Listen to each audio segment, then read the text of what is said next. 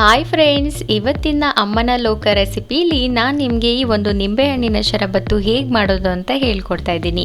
ಈ ಒಂದು ನಿಂಬೆಹಣ್ಣಿನ ಶರಬತ್ತನ್ನ ನಿಮ್ಮ ಫ್ಯಾಮಿಲಿ ಮೆಂಬರ್ಸ್ ಹಾಗೆ ಫ್ರೆಂಡ್ಸ್ ಹಾಗೆ ನಿಮ್ಮ ರಿಲೇಟಿವ್ಸ್ ಯಾರೆಲ್ಲ ಬಂದಿರ್ತಾರೋ ಆ ಟೈಮಲ್ಲಿ ಕಾಫಿ ಟೀ ಮಾಡಿ ಬೋರ್ ಆಗಿದ್ದರೆ ಈ ಥರ ಒಂದು ದಿಢೀರಾಗಿರುವಂಥ ಶರಬತ್ತನ್ನ ಮಾಡಿ. ಇದಕ್ಕೆ ಕಮ್ಮಿ ಇಂಗ್ರೀಡಿಯೆಂಟ್ಸು ಹಾಗೆ ತುಂಬಾ ಕ್ವಿಕ್ಕಾಗಿ ಅಂತ ರೆಸಿಪಿ.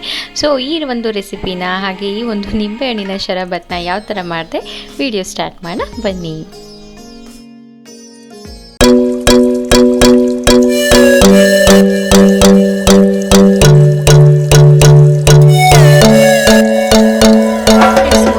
ಒಂದು ಲೋಟ ತಗೊಳ್ಳಿ. ನಾನಿಲ್ಲಿ ಡೈರೆಕ್ಟಾಗಿ ಲೋಟದಲ್ಲೇ ಮಾಡ್ತಿದ್ದೀನಿ. ನೀವು ಸ್ವಲ್ಪ ಜಾಸ್ತಿ ಕ್ವಾಂಟಿಟಿ ಮಾಡೋದಾದರೆ ಒಂದು ಪಾತ್ರೆಯಲ್ಲಿ ಮಾಡ್ಕೊಳ್ಳಿ. ಸೊ ನಾನಿಲ್ಲಿ ಲೋಟ ತಗೊಂಡಿದ್ದೀನಲ್ವ, ಅದಕ್ಕೆ ಸ್ವಲ್ಪ ಬ್ಲ್ಯಾಕ್ ಸಾಲ್ಟ್ನ ಹಾಕ್ತಾಯಿದ್ದೀನಿ. ಬ್ಲ್ಯಾಕ್ ಸಾಲ್ಟ್ ಏನಕ್ಕಪ್ಪ ಅಂದರೆ ಸ್ವಲ್ಪ ರುಚಿ ಚೇಂಜ್ ಮಾಡುತ್ತೆ. ಸೊ ಆದ ಕಾರಣ ಬ್ಲ್ಯಾಕ್ ಸಾಲ್ಟ್ನ ಹಾಕ್ತಾಯಿದ್ದೀನಿ.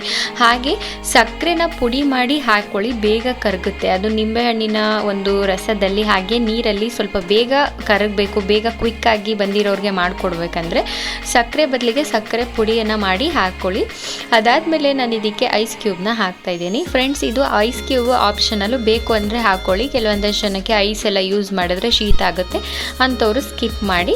ಸೊ ಸಮ್ಮರಲ್ಲಿ ಏನಾದರೂ ಇದನ್ನು ಮಾಡ್ತಿದ್ದೀರ ಅಂದರೆ ಐಸ್ ಕ್ಯೂಬಲ್ಲಿ ಮಾಡಿದ್ರೆ ತುಂಬ ಚೆನ್ನಾಗಿರೋವಂಥ ಟೇಸ್ಟನ್ನು ಕೊಡುತ್ತೆ ಈ ಒಂದು ನಿಂಬೆಹಣ್ಣಿನ ಶರಬತ್ತು.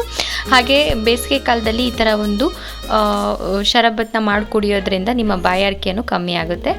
ಅದಾದಮೇಲೆ ಐಸ್ ಕ್ಯೂಬ್ ಹಾಕಿದ ಮೇಲೆ ಅದಕ್ಕೆ ಅರ್ಧ ನಿಂಬೆ ಹೋಳನ್ನ ನಾನು ಹಿಂಡ್ತಾ ಇದ್ದೀನಿ.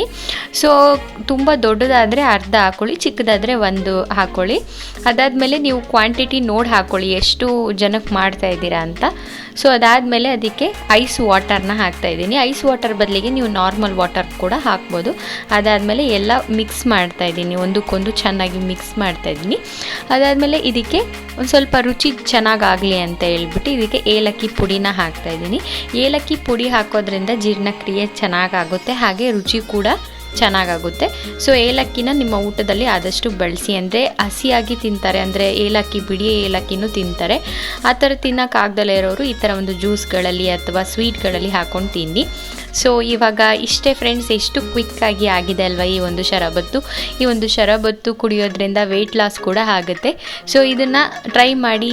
ಈ ರೆಸಿಪಿ ಹೇಗಾಗಿತ್ತು ಅಂತ ನನಗೆ ಕಮೆಂಟ್ ಸೆಕ್ಷನಲ್ಲಿ ತಿಳಿಸಿ. ನಾನು ನನ್ನ ಮುಂದಿನ ವೀಡಿಯೋ ಜೊತೆ ನಿಮಗೆ ಸಿಗ್ತೀನಿ.